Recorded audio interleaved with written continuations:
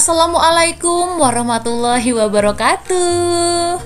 Berjumpa kembali bersama kami di channel YouTube Cikgu FM. Baik Bapak Ibu, senang sekali bisa berjumpa kembali bersama Bapak Ibu hebat di sini. Dan sebelum kami melanjutkan video kali ini, silakan dukung channel kami dengan cara like, comment, share, dan subscribe agar Bapak Ibu tidak tertinggal ketika kami mengupload video-video terbaru.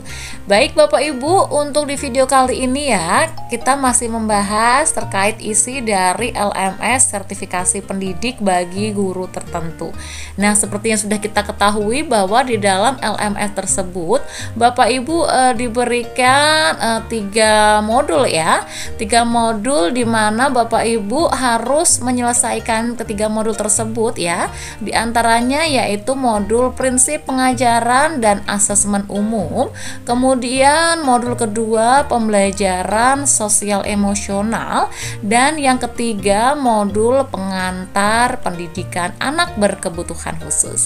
Nah, untuk di video kali ini Bapak Ibu, kita akan masuk ke dalam modul yang ketiga ya, yaitu pengantar pendidikan anak berkebutuhan khusus. Baik Bapak Ibu, langsung saja kita masuk ke dalam modul ketiga ini. Baik, di dalam modul ketiga ini Bapak Ibu diberikan 2 topik ya untuk diselesaikan begitu. Yang pertama topik keragaman peserta didik, yang kedua topik pendidikan inklusif begitu. Dan di video kali ini alhamdulillah kita ada di penghujung topik yang kedua, yaitu keragaman peserta didik, karena kita akan membahas aksi nyatanya ya. Baik, nah untuk di topik keragaman peserta didik ini kita tentunya sudah dihadapkan berbagai aktivitas ya, tentunya menggunakan alur merdeka dan melakukan latihan pemahaman dan menuliskan cerita reflektif. Nah baik Bapak Ibu, untuk alur merdeka mulai dari diri, eksplorasi konsep, ruang kolaborasi, demonstrasi kontekstual, elaborasi pemahaman, koneksi antar materi sudah pernah kami bahas di video sebelumnya ya. Jadi jika Bapak Ibu tertinggal bisa melihat di playlist channel YouTube kami dengan judul PPG Guru Tertentu. Nah, langsung saja Bapak Ibu kita masuk ke dalam aksi nyata pada topik yang pertama ini ya, tentang apakah implementasi lebih bernilai daripada teori begitu. Nah, Bapak Ibu, di dalam aksi nyata ini, aktivitas apakah implementasi lebih bernilai daripada teori? Di sini Bapak Ibu bisa merefleksikan pembelajaran terkait keberagaman peserta didik dan akomodasi yang layak sesuai informasi yang tertera pada tautan ya. Di sini ada tautannya dengan judul pada dokumen berikut ini. Nah, ini nanti bisa diklik untuk mengunduh instruksinya begitu ya. Nah, ini adalah yang ada pada LMS ya. Nah, langsung saja Bapak Ibu kita download terlebih dahulu ya instruksinya saja ya. Nah, kita dihadapkan ke laman unduh begitu, sudah selesai. Mari kita buka Bapak Ibu. Ini tadi yang kita unduh ya. Kita rename terlebih dahulu. Baik, mari kita buka ya. Nah, ini adalah instruksi untuk aksi nyata modul ketiga topik pertama ini ya. Apakah implementasi lebih bernilai daripada teori? Nah, di sini pada akhir pembelajaran tentang keberagaman peserta didik dan akomodasi yang layak dalam pembelajaran, Bapak Ibu merancang ringkasan bisa berupa poster, mind mapping, infografis, atau notulen kreatif. Nah, silakan Bapak Ibu ya bisa membuat ringkasan begitu, bisa berupa poster, mind map, infografis, atau notulen kreatif begitu ya. Nah, untuk pertanyaan-pertanyaannya di sini ada 3 ya, terkait yang pertama, pemahaman baru apa yang Anda dapatkan setelah mempelajari mempelajari konsep keberagaman peserta didik dan akomodasi yang layak. Yang kedua, bagaimanakah dari konsep keragaman peserta didik yang paling menantang. Dan yang ketiga, hal-hal lain apakah yang ingin Anda pelajari terkait dengan keberagaman peserta didik dan akomodasi yang layak. Nah, di sini Bapak Ibu silakan merancang ya ringkasan dan melakukan refleksi dengan menjawab pertanyaan ketiga ini ya.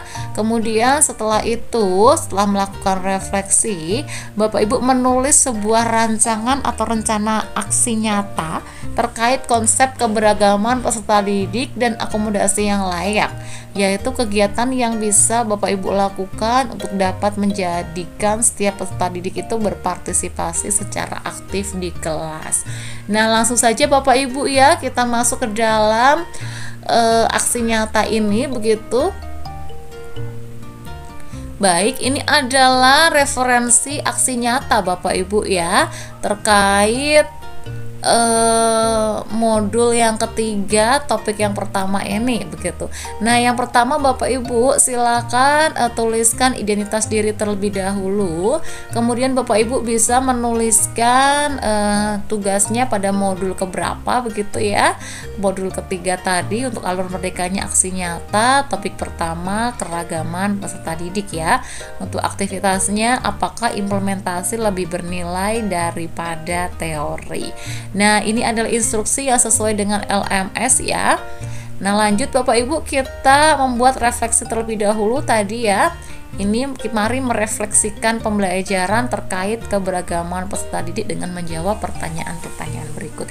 Kita membuat refleksi terlebih dahulu Bapak Ibu ya dengan panduan 3 pertanyaan ini.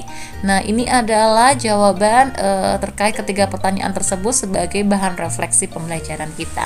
Nah, yang pertama Bapak Ibu terkait pemahaman baru yang didapatkan ya. Jadi setelah mempelajari konsep keberagaman peserta didik dan akomodasi yang layak, saya memahami bahwa setiap peserta didik memiliki kebutuhan yang unik dan membutuhkan pendekatan yang berbeda dalam pembelajaran. Tidak hanya perbedaan dalam kemampuan akademik, tetapi juga kondisi fisik, mental, sosial, dan ekonomi perlu diperhatikan. Konsep ini menekankan pentingnya inklusi dan memberikan setiap peserta didik kesempatan yang sama untuk berhasil, terlepas dari tantangan mereka yang dihadapi. Nah, saya juga menyadari bahwa akomodasi yang tepat tidak hanya membantu peserta didik yang memiliki kebutuhan khusus, tetapi juga memperkaya lingkungan belajar bagi semua orang. Nah, itu adalah pertanyaan yang pertama ya, sebagai bahan refleksi terkait pemahaman baru yang didapatkan. Nah, yang kedua terkait tadi bagian yang paling menantang dari konsep keberagaman peserta didik begitu Bapak Ibu ya. Jadi bagian yang paling menantang dari konsep ini adalah menemukan dan menerapkan akomodasi yang benar-benar efektif dan sesuai dengan kebutuhan masing-masing peserta didik. Jadi setiap individu itu memiliki keunikan tersendiri, sehingga pendekatan yang berhasil untuk satu peserta didik mungkin tidak efektif untuk yang lain. Nah, selain itu, menciptakan lingkungan yang inklusif tanpa membuat peserta didik merasa berbeda atau terpisah dari kelompok utama juga merupakan tantangan yang signifikan. Koordinasi dengan berbagai pihak seperti guru, konselor, dan orang tua juga memerlukan waktu dan komitmen yang sangat besar begitu. Nah, itu adalah bagian yang menantang dari konsep keberagaman peserta didik. Lanjut Bapak Ibu untuk pertanyaan yang ketiga ya, tentang hal-hal yang ingin dipelajari lagi begitu ya. Jadi di sini terkait hal-hal lain yang ingin dipelajari lagi, yaitu saya ingin lebih mendalami strategi dan metode praktis dalam mengimplementasikan akomodasi yang layak di kelas, terutama dalam konteks lingkungan pendidikan dengan sumber daya yang terbatas.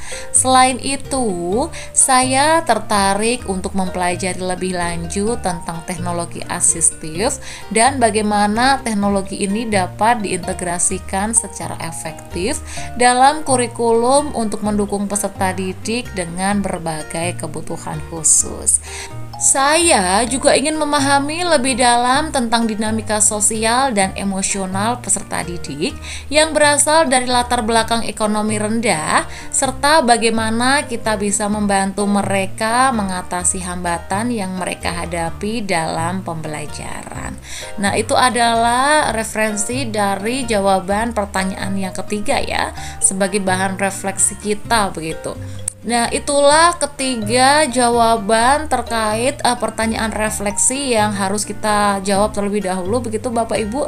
Nah, selanjutnya Bapak Ibu bisa menyimak kembali referensi ketiga pertanyaan tersebut ya beserta jawabannya.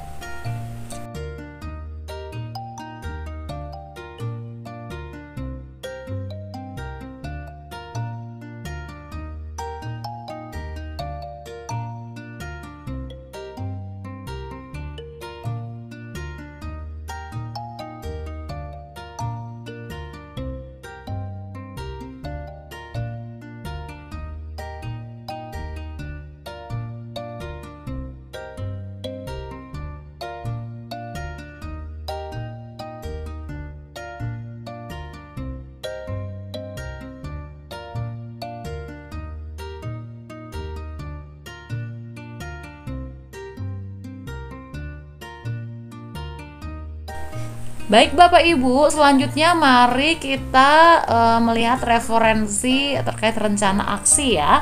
Di sini kami membuat rencana aksi untuk kelas 2 begitu. Nah, berikut ini adalah rancangan atau rencana aksi nyata yang saya lakukan untuk memastikan setiap peserta didik di kelas 2 dapat berpartisipasi secara aktif dalam pembelajaran meskipun mereka tidak memiliki kondisi seperti ADHD, tunanetra atau OCD begitu. Nah, yang pertama Bapak Ibu membangun lingkungan belajar yang inklusif. Nah, untuk kegiatan yang bisa dilakukan yaitu membuat aturan kelas yang menghargai perbedaan pendapat dan keragaman. Kemudian melibatkan peserta didik dalam menetapkan aturan kelas untuk meningkatkan rasa memiliki dan tanggung jawab. Kemudian menggunakan pengelompokan yang dinamis untuk mendorong kolaborasi antar peserta didik dengan kemampuan yang berbeda. Kemudian kita bisa juga melakukan dekorasi kelas yang representatif, memastikan dekorasi kelas mencerminkan keragaman, termasuk gambar-gambar dari berbagai budaya, buku-buku cerita yang menampilkan karakter dari berbagai latar belakang, dan alat peraga yang beragam. Ini membantu semua siswa merasa dilibatkan dan dihargai. Kemudian bisa melakukan pengaturan tempat duduk yang fleksibel, yaitu mengatur tempat duduk yang memungkinkan siswa untuk bekerja sama dalam kelompok kecil ataupun berpasangan ataupun secara mandiri, tergantung pada kebutuhan mereka. Nah, rotasi tempat duduk juga bisa membantu siswa untuk berinteraksi dengan berbagai teman sekelas. Nah, itu yang pertama Bapak Ibu. Kemudian yang kedua bisa melakukan diferensiasi instruksi pembelajaran. Nah, kegiatannya yang pertama bisa melakukan beragam metode pengajaran. Nah, Bapak Ibu bisa menggunakan berbagai metode pengajaran seperti pembelajaran berbasis proyek, diskusi kelompok, cerita interaktif, dan penggunaan multimedia untuk menjangkau semua gaya belajar, baik auditori, visual, kinestetik, begitu ya. Kemudian sajikan materi dalam beberapa format seperti gambar, video, dan cerita untuk memastikan pemahaman menyeluruh. Nah, kemudian kegiatan selanjutnya bisa pemberian tugas yang beragam, yaitu memberikan pilihan dalam tugas atau proyek sehingga peserta didik dapat menunjukkan pemahaman mereka dengan cara yang mereka sukai, misalnya melalui gambar, tulisan, atau presentasi. Nah, Yang ketiga, Bapak Ibu bisa memfasilitasi partisipasi semua siswa. Kegiatannya bisa melakukan pembelajaran yang kooperatif. Nah, seperti menggunakan strategi pembelajaran kooperatif ya, think pair atau jigsaw begitu, di mana siswa bekerja dalam kelompok kecil dan saling berbagi tanggung jawab. Ini mendorong siswa untuk berpartisipasi aktif dan belajar satu sama lain. Kemudian memberikan waktu untuk refleksi. Jadi, berikan waktu bagi siswa untuk merefleksikan apa yang telah mereka pelajari setiap hari. Ya, nah, ini bisa dilakukan melalui jurnal harian atau diskusi kelas di mana setiap siswa dapat berbagi pemikiran mereka. Nah, selanjutnya Bapak Ibu bisa melakukan penggunaan teknologi dalam pembelajaran. Kegiatannya bisa memanfaatkan aplikasi atau perangkat lunak pendidikan yang interaktif untuk memperkuat konsep-konsep yang diajarkan. Nah, Bapak Ibu bisa menggunakan teknologi untuk memungkinkan pembelajaran yang dipersonalisasi seperti program membaca atau matematika yang dapat disesuaikan dengan kecepatan belajar masing-masing anak. Kemudian yang kelima, Bapak Ibu bisa melakukan pemantauan dan penilaian berkelanjutan. Kegiatannya bisa melakukan penilaian formatif secara berkala seperti kuis singkat, diskusi kelas, atau observasi untuk mengukur pemahaman secara real time. Nah, kemudian memberikan umpan balik konstruktif yang spesifik dan langsung untuk membantu siswa memahami kekuatan dan area yang perlu diperbaiki. Kemudian menggunakan jurnal refleksi mingguan di mana peserta didik dapat menulis atau menggambarkan tentang apa yang mereka pelajari dan mereka rasakan selama seminggu. Nah, silakan Bapak Ibu bisa juga melakukan pemantauan dan penilaian berkelanjutan ini ya sebagai rencana aksi nyatanya. Kemudian dapat juga mengembangkan keterampilan sosial dan emosional. Di sini kegiatannya bisa mengimplementasikan kegiatan harian yang fokus pada keterampilan sosial seperti bermain peran, diskusi kelompok tentang empati dan kerjasama. Kemudian memberikan kesempatan bagi peserta didik untuk bekerja sama dalam proyek kelompok untuk meningkatkan keterampilan komunikasi dan kerjasama. Bapak Ibu juga bisa menggunakan kegiatan circle time setiap minggu begitu ya, di mana peserta didik dapat berbagi perasaan, pengalaman, dan saling memberikan dukungan. Nah, yang ketujuh, Bapak Ibu juga bisa melibatkan orang tua dalam proses pembelajaran ya, dengan kegiatan melakukan pertemuan rutin dengan orang tua untuk memberikan update tentang perkembangan anaknya dan bagaimana mereka dapat mendukung pembelajaran di rumah. Kemudian bisa melibatkan orang tua dalam kegiatan kelas, seperti menjadi sukarelawan untuk membantu dalam proyek kelas atau kegiatan luar ruangan. Kemudian Bapak Ibu juga bisa membuat buku komunikasi antara guru dan orang tua untuk memantau kesejahteraan dan kemajuan anak secara holistik. Nah, selanjutnya Bapak Ibu melakukan evaluasi dan tindak lanjut. Untuk kegiatannya bisa melakukan evaluasi setiap akhir bulan untuk menilai efektivitas strategi yang diterapkan dengan melibatkan siswa, guru, dan orang tua dalam proses ini. Kemudian, sesuaikan rencana aksi berdasarkan hasil evaluasi untuk memastikan semua siswa terus mendapatkan dukungan yang sesuai. Nah, Bapak Ibu, dengan menerapkan rencana-rencana aksi di atas ya, ada 8 referensi begitu ya.